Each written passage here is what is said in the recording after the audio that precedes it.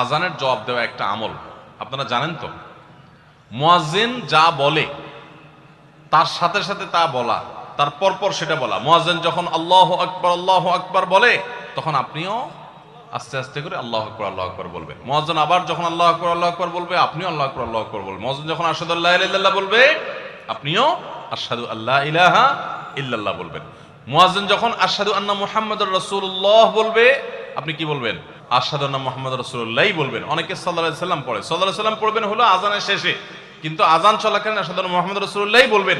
সহিহ মুসলিমের আযানের জবাব দেওয়ার অধ্যায়ে পরিষ্কারভাবে নবী সাল্লাল্লাহু আলাইহি ওয়াসাল্লাম শিক্ষা দিয়েছেন। ইমাম মুয়াজ্জিন যখন বলবে, ইযা ক্বালা আশহাদু আন্না মুহাম্মাদুর রাসূলুল্লাহ ফাকুলু আশহাদু আন্না মুহাম্মাদুর রাসূলুল্লাহ, তখন আমরা আশহাদু আন্না মুহাম্মাদুর রাসূলুল্লাহ বলবো। এরপর হাইয়া আলাস সালাহ হাইয়া আল ফালাহ যখন বলবে, তখন লা হাওলা ওয়ালা কুওয়াতা ইল্লা বলবো। এরপর আল্লাহু আকবার বললে তাই বলবো, লা ইলাহা ইল্লাল্লাহ বলার সময় তাই বলবো। তারপরে আযানের জবাব দেবো, দুরূদ পড়বো, দোয়া